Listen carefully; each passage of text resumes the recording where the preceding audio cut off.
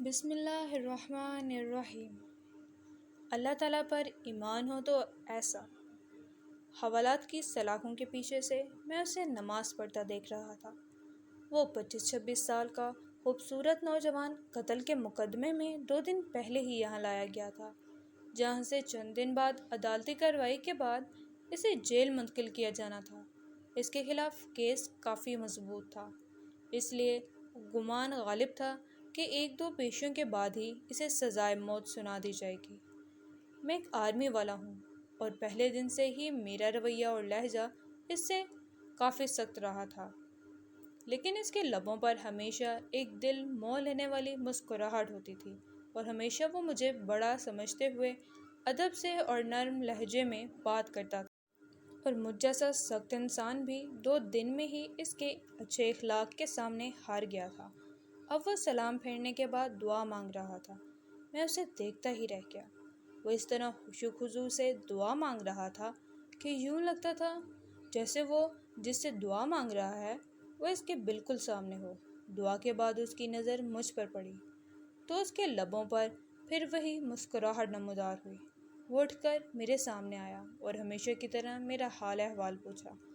آج خلاف معمول میرا لہجہ کافی نرم تھا۔ باتوں کے دوران میں نے اس سے پوچھا کہ کیا واقعی اس نے قتل جیسا جرم کیا ہے، کیونکہ مجھے اس کی معصومیت سے نہیں لگ رہا تھا کہ وہ قتل جیسا جرم کر سکتا ہے۔ ایک انسان کا قتل پوری انسانیت کا قتل ہے، تو پھر میں ایسے ایک گھناؤنا جرم کیسے کر سکتا ہوں؟ اس نے مسکراتے ہوئے جواب دیا۔ تو پھر میں نے سوالیہ نظروں سے اس کی طرف دیکھا۔ جب اللہ اس دنیا میں کسی کو اختیارات دیتا ہے تو اکثر لوگ بھول جاتے ہیں کہ یہ اختیارات اللہ کی طرف سے امانت ہے۔ وہ ان سب کو اپنا کمال اور حق سمجھ بیٹھتے ہیں۔ میرے ساتھ بھی ایسا ہی ہوا۔ ہمارے علاقے کے ایک بااثر انسان نے قتل کر دیا اور اتفاقاً میں وہاں سے چند قدموں دور تھا۔ اس نے الزام مجھ پر لگا دیا، جھوٹے گواہ بھی تیار ہو گئے اور میں یہاں آ گیا۔ مجھے دکھ سا ہوا۔ تو تمہارے گھر والوں نے کچھ نہیں کیا؟ گھر والوں نے اپنی سی کوشش کی، لیکن وہی بات، اس معاشرے میں لوگ بھی ڈر کے مارے اس کا ساتھ دیتے ہیں جو طاقتور ہو۔ وہ پھر سے مسکرا دیا۔ مجھے اس کے سکون کو دیکھ کر حیرت ہوئی۔ تمہیں ڈر نہیں لگتا کہ ہو سکتا ہے کچھ دنوں تک تمہیں موت کی سزا سنا دی جائے؟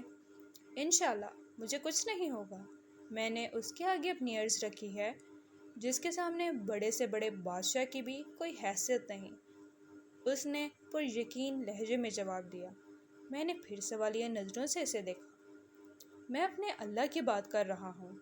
اسے میری بے گناہی کا علم ہے اور وہ مجھے کچھ نہیں ہونے دے گا۔ اس کے ہر لفظ سے محبت ٹپک رہی تھی۔ تمہیں یقین ہے کہ دعا سے کام ہو جائے گا؟ اگر نہ ہوا تو؟ میں نے پوچھا۔ جب اس سے مانگا جاتا ہے نا، تو پھر شک میں نہیں پڑتے کہ وہ قبول نہیں کرے گا۔ بس سب کچھ اس پر چھوڑ کر انتظار کرتے ہیں۔ اس کے لہجے میں یقین ہی یقین تھا۔ بس میں اس کے چہرے کو ہی تکتا رہ گیا کہ اس سے پہلے اللہ پر اتنا یقین شاید ہی کسی میں دیکھا ہو۔ 3 دن مزید گزر گئے۔ اس دوران اس کے گھر والے بھی اس سے ملنے آئے تھے۔ وہ والدین کا اکلوتا بیٹا تھا۔ ماں کا رو رو کر برا حال تھا، لیکن اس کے سکون میں کوئی کمی نہیں آئی تھی۔ وہ مسلسل سمجھاتا رہا کہ میں نے اللہ کے سامنے عرضی رکھی، اسے پتہ ہے کہ میں بے گناہ ہوں، دیکھ لیجیے گا وہ مجھے کچھ نہیں ہونے دے گا۔ میں نے اللہ پر اتنا یقین اس سے پہلے صرف پڑھا ہی تھا، لیکن کبھی دیکھا نہیں تھا۔ میرے دل میں اس کے لیے اب عقیدت کے جذبات پیدا ہونا شروع ہو گئے تھے۔ شاید اللہ کی محبت ہوتی ہی ایسی ہے جو پتھر دل کو بھی پگھلا دیتی ہے۔ اور پھر جب اس عدالت میں پیش کیا جانا تھا، اس سے 1 دن پہلے ہی عجیب واقعہ ہوا۔ جس شخص نے خود قتل کر کے الزام اس پر لگایا تھا، وہ اپنی بیوی اور ایک اکلوتے بچے کے ساتھ گاڑی میں کہیں جا رہا تھا کہ ایک خوفناک حادثہ پیش آیا، جس کے نتیجے میں اس کی بیوی اور بچہ تو موقع پر ہی جاں بحق ہو گئے، جبکہ اسے شدید زخمی حالت میں ہسپتال منتقل کیا گیا۔ کافی گھنٹوں بعد ہوش میں آنے کے بعد اسے بیوی اور بچے کے مرنے کی خبر ملی تو اس کی حالت اور بگڑ گئی۔ اسی جان کنی کے عالم میں اسے کچھ یاد آیا۔ اس نے چیخ کر قریب موجود ڈاکٹر کو اس کی ویڈیو بنانے کا کہا۔ بار بار اصرار پر ڈاکٹر نے نرس کو ویڈیو بنانے کا اشارہ کیا تو اس نے ویڈیو بنانے میں بڑی مشکل سے اپنے جرم کا اعتراف کیا اور اس نوجوان کو بے گناہ قرار دے کر ہاتھ جوڑ کر معافی بھی مانگی۔ اس نے ڈاکٹر سے وعدہ لیا کہ وہ یہ ویڈیو ضرور پولیس اسٹیشن لے کر جائے گا۔ شاید بیوی بچے کے مرنے کے بعد اور اپنی حالت کا علم ہو جانے کے بعد وہ اس گناہ کو ساتھ لے کر مرنا نہیں چاہتا تھا۔ ادھر ویڈیو پولیس اسٹیشن پہنچی، ادھر وہ آدمی مر گیا۔ آج عدالت میں اس کی پیشی تھی۔ عدالت کے سامنے اس کی بے گناہی کا ناقابل تردید ثبوت ویڈیو کی شکل میں موجود تھا، لہٰذا اسے باعزت بری کر دیا گیا۔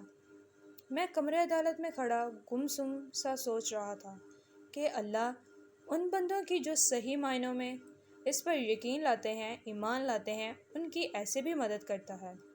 اس کی ہتھکڑیاں کھول دی گئی تھیں۔ ماں روتے ہوئے اس سے لپٹ گئی۔ باپ کی آنکھوں میں بھی آنسو تھے۔ آج اس کی آنکھوں میں بھی آنسو تھے، شاید اس وجہ سے کہ اللہ نے اسے ان حالات میں تنہا نہیں چھوڑا تھا اور اس طرح سے اس کی مدد کی تھی جس کا کسی کو وہم و گمان بھی نہ تھا۔ سبحان اللہ، یقین ہو تو ایسا۔ ذرا سوچیے، آج جو ہم خواہشات اور دعائیں لے کر اللہ کے حضور حاضر ہوتے ہیں تو کیا اسی یقین کے ساتھ ہوتے ہیں جو اس بے مثل ذات بابرکات سے رکھنا چاہیے۔ Thanks for watching, like, share and subscribe my channel. اللہ نگہبان۔